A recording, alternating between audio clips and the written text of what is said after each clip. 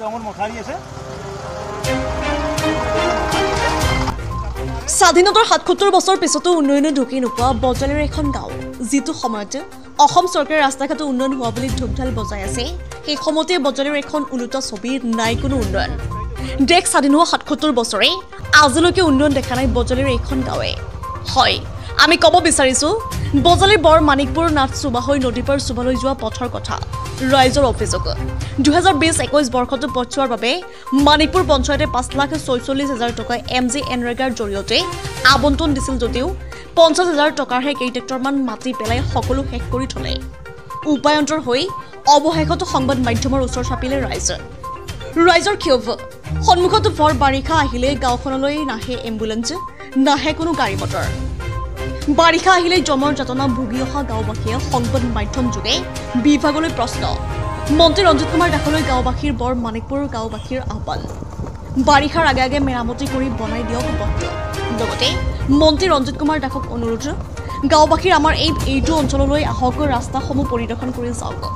আৰু আপোনাৰ সমষ্টিৰ মানিকপুৰ গাঁও পঞ্চায়তখনত চলি থকা দুৰ্নীতি তদন্ত কৰক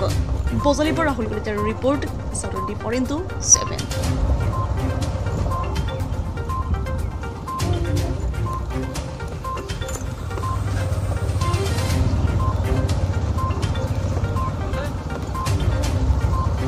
হেমন্তদা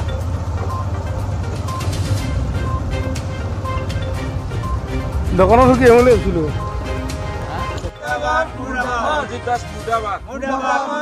বিজেপির কাম নাই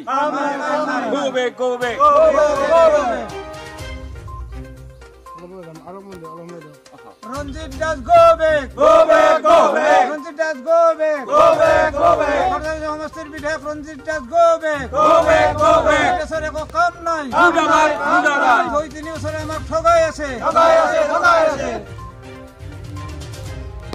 এই রাস্তার কারণে আমার মানিকপুর যত নাকি 42 আমার জেল খব ব্যক্তি আছে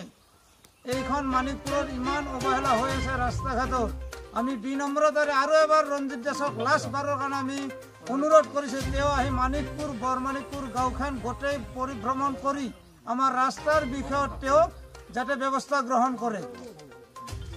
সুপা আছে বৰমানিকপুৰ পাটাচাৰকুছি সমষ্টিৰ গতিকে আমাৰ ইয়াত মন্ত্ৰী নহয় তাৰমানে এটা কোনো কাৰণতে তাৰমানে এখন ভাল গাড়ীও নাহে তাৰমানে আমাৰ এনেকুৱা অৱস্থা হৈ আছে গতিকে মন্ত্ৰীসকলে শুই আছে শুই মানে মিঠাতেল ভালকে দি শুই আছে দেখোন তাৰমানে ৰাস্তা ঘাট দেখা নাই কাইলদাৰ পাৰত পৰি আছো আমি অতি শীঘ্ৰে আমাৰ এই ৰাস্তাটো পৰিভ্ৰমণ কৰি পদক্ষেপ মানে নতুনকৈ এপ্ৰুভ কৰি আধাৰগিলা স্থাপন কৰি মানে পদক্ষেপ ল'ব লাগে ৰঞ্জিত দাস 16 বাৰ আহি গেল ৰঞ্জিত দাস 16 বাৰ এই ৰাস্তাইদি চটকি গেল কিন্তু কি ৰাস্তাটো হ'ব বুলি কৈ আমাৰো দাঁড়ি চলিব গেল আমাৰ পিতা আই পিতাৰো দাঁড়ি চলিব কি গেল গতিকে এই ৰাস্তাৰ কোনো মৰ্যাদাই নোহোৱা হৈ গৈছে গতিকে ইলেকশ্যন জিতে হ'ব দেখোন ঘৰে ঘৰে আহিব ঘৰে ঘৰে আহি তাৰমানে ডনেশ্যন দিব ডনেশ্যন দি দেখোন ভাতটো ধুনীয়াকৈ লৈ যাব কালীচৰণ নাথৰ পৰা অখিল নাথক বাটক লগিন এইটো ৰাস্তাত 5,46,000 টকা ঠিকা আহিছিল কিন্তু ইয়াত অলপমান কাম কৰি বিশেষ কাম নকৰলাক পঞ্চায়তৰ মানুহে বুলি ক'ব লাগিব হয় না পঞ্চায়তৰ কাম জিতে কামটো নকৰলাক কেই লাখ টকা আছিল 1,46,000 সাইন বোৰ্ডত আছে পঞ্চায়ত কি পৰে এটা মানিকপুৰ পঞ্চায়ত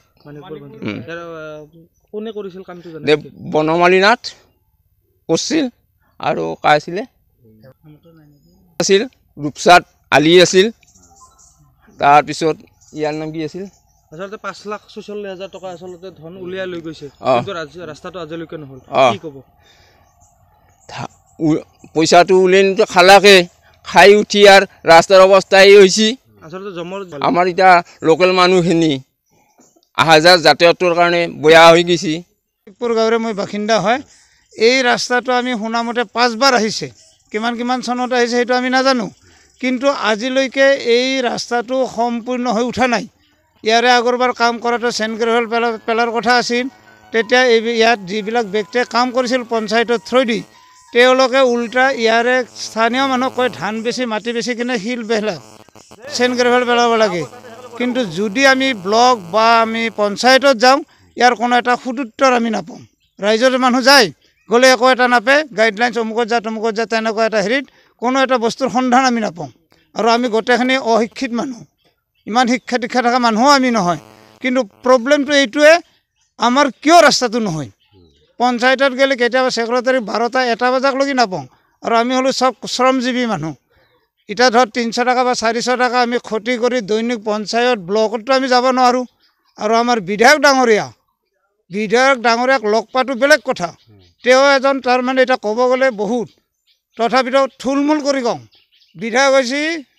ৰঞ্জিত দাস, আমাৰ চৰভোগৰ পৰা খেদা খাই অহা ব্যক্তি। তথাপিতো আমি বজালি বা এই ৰাস্তাটো আমাক অতি শীঘ্ৰে লাগে।